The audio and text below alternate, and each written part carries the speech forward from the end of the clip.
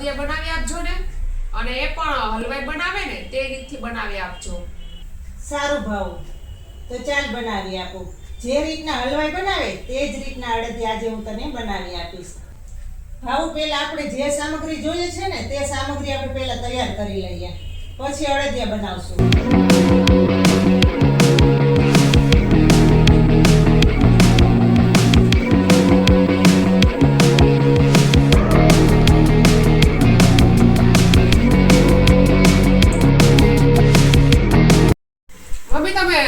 બધી સામગ્રી તૈયાર તો કરી લીધી છે, તો સૌપ્રથમ તમે શું કરશો? સૌપ્રથમ તો પહેલા ભાવ આપણે પહેલા અડદનો લોટ ચારી લેશું.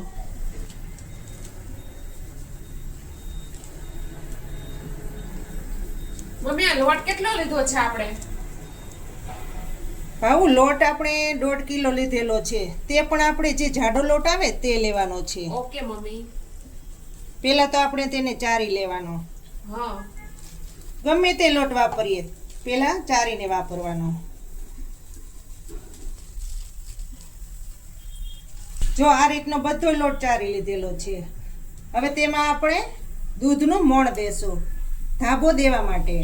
મમ્મી, આ તમે જે દૂધ લીધેલું છે એ કાચું છે કે હતપ ગરમ કરેલું છે તે નાખીશું. દૂધ નાખવાનું કારણ એ છે કે અડદિયા એકદમ કણીવાળા બને છે અને ટેસ્ટ પણ ખૂબ જ સારો આવે છે.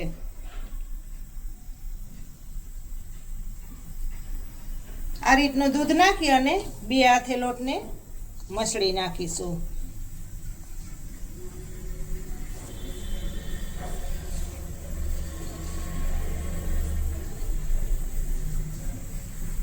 આમાં આપણે તેલનો ઉપયોગ નથી કરવાનો. દૂધ નાખી અને તેનો લોટનો ધાબો દેવાનો છે. અડદિયા તો વર્ષમાં એકવાર તો ચોક્કસ ખાવા જોઈએ, કારણ કે હેલ્થ માટે ખૂબ જ સારા છે અને શિયાળામાં તો ખાસ ખાવા જોઈએ. હજુ 2 ચમચી દૂધ નાખીશું.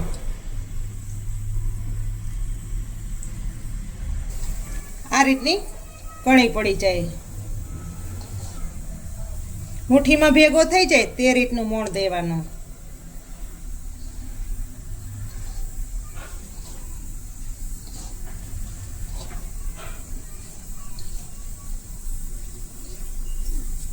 હવે ચારણીમાં લોટને ચારી લેશું. મમ્મી, આ લોટ ચારવાનું કારણ તમે કહેશો? લોટ ચારવાનું કારણ એ કે લોટમાં કણી પડી જાય.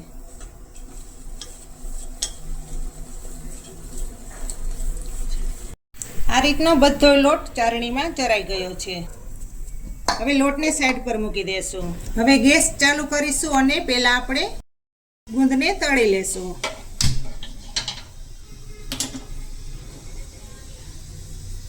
હંમેશા જ્યારે અડદિયા બનાવો ત્યારે હંમેશા જાડા તળિયાવાળી કઢાઈનો જ ઉપયોગ કરવાનો.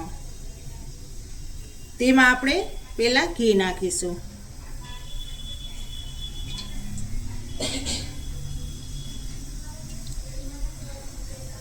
ગુંદ જો તમારા ઘરમાં ન ખાતા હોય તો તમે સ્કીપ કરી શકો છો. ઘીને ગરમ થવા દેશો.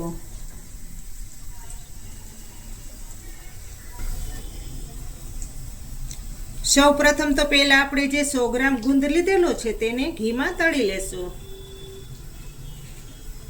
1-2 દાણા નાખીને જોઈ લેશું ઘી ગરમ થઈ ગયું છે કે કેમ.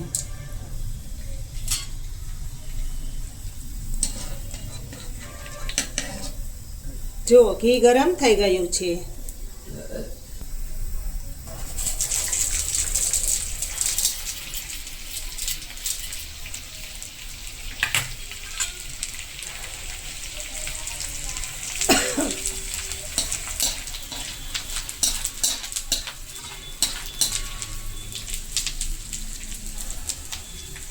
આ રીતનો ગુંદ ફૂલી જવો જોઈએ.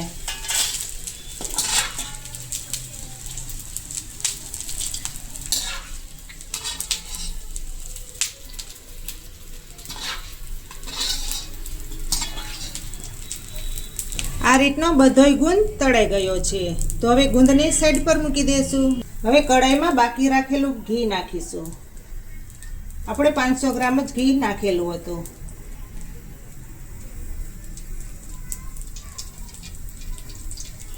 વધારે જરૂર પડશે તો ઉપરથી થોડુંક નાખશું. અત્યારે આપણે 1 કિલો ઘી લીધેલું છે. હવે ઘીમાં આપણે પહેલા લોટ નાખશું.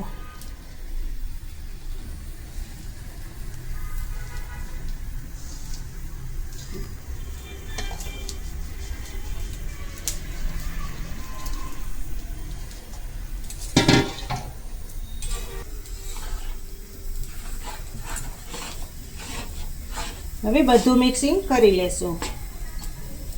ને ધીમા ગેસ ઉપર જ આપણે આ લોટને શેકવાનો છે, જેથી કરીને તળી બેસી ન જાય.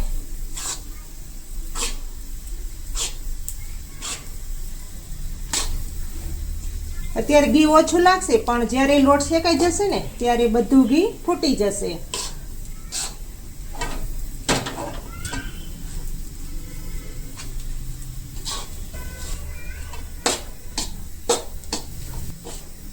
દોઢ કિલો લોટ લીધેલો છે એટલે 1.25 કિલો ઘી તો જોઈએ જ.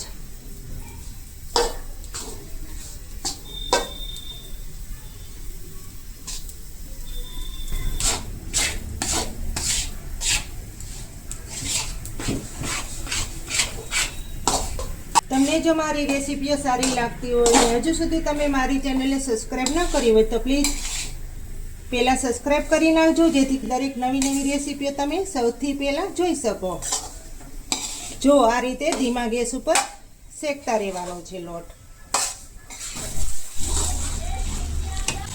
જો આ રીતનો શેકાવા દેવાનો. એકદમ ગોલ્ડન બ્રાઉન કલર થઈ ગયો છે. આપણો લોટ રેડી થઈ ગયો છે. હવે તો એક વાસણમાં કાઢી લેશું.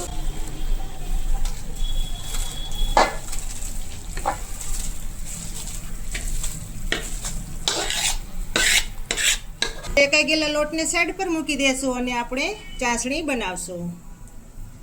મમ્મી ખાંડ કેટલી નાખશો? ભાવ આપણે 1.5 કિલો લોટ લીધેલો હતો તો તેની સામે આપણે 1 કિલો ખાંડ નાખીશું.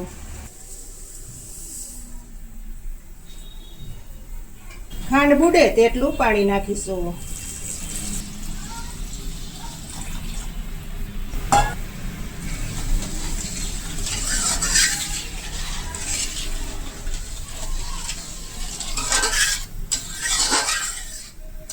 આ રીતનું બધું મિક્સિંગ કરી લેશું. ધીમા ગેસ ઉપર જ આપણે ચાસણી કરવાની છે.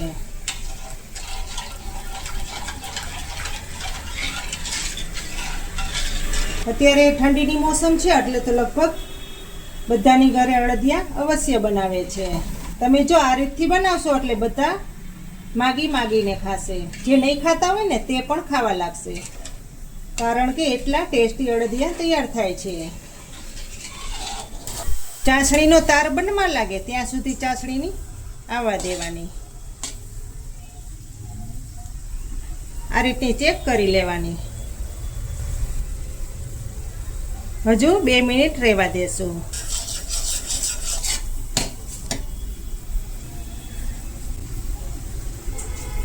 જો આ રીતનો તાર થવો જોઈએ. હવે ચાસણીમાં આપણે માવો નાખી દેશું. આ રીતના ટુકડા કરીને નાખવાનો.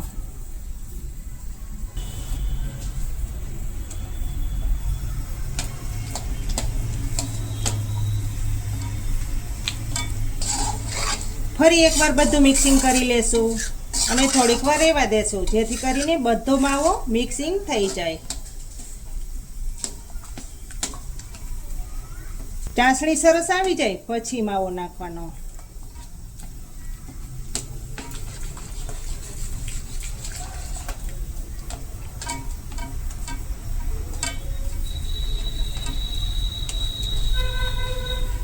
માવાથી ટેસ્ટ અડદિયામાં ખૂબ જ સારો આવે છે, જેથી કરીને અવશ્ય નાખવો.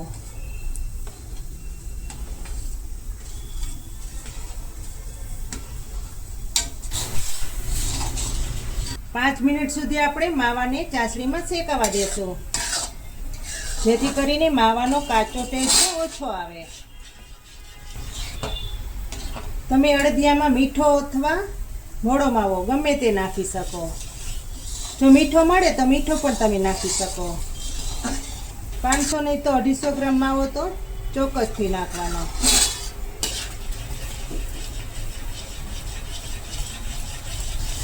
જુઓ 5 થી 10 મિનિટ આપણે માવાને શેકવા દીધેલો છે.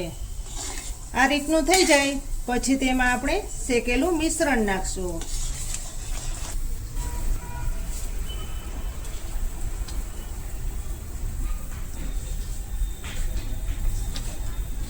ગેસ બંધ કરી દેશું.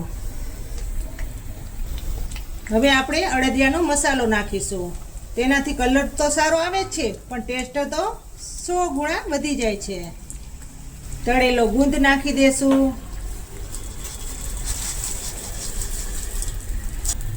બદામના ટુકડા નાખીશું.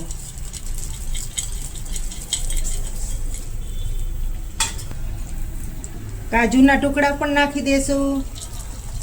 બીજી આપણે આમાં કોઈ સામગ્રી નથી ઉમેરવાની.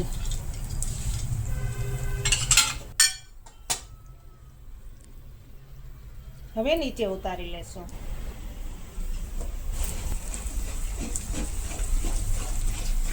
આ રીતનું બધું મિક્સિંગ કરી લેશું. જોઈ શકો છો ને કેટલો સરસ અડદિયાનો કલર આવ્યો છે. આ એક અડદિયો આખા દિવસમાં ખાઓ એટલે તમારી આખો દિવસ તમારામાં એલર્જી રહે છે.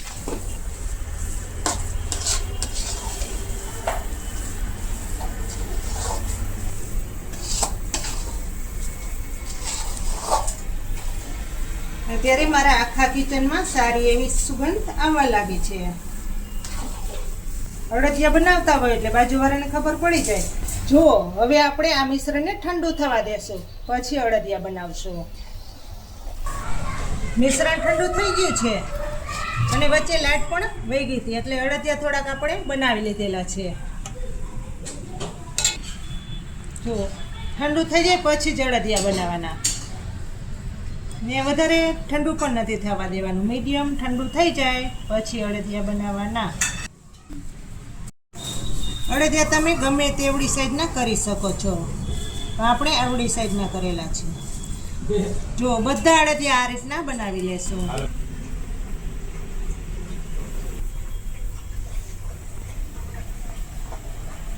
તો મિત્રો તૈયાર થઈ ગયા છે શિયાળામાં ખવાતા સ્પેશિયલ અડદિયા. તો એક અડદિયું આપણે ભાંગીને પણ જોઈ લેશું. એકદમ મોઢામાં નાખતાની સાથે પીગળી જાય તેવા અડદિયા.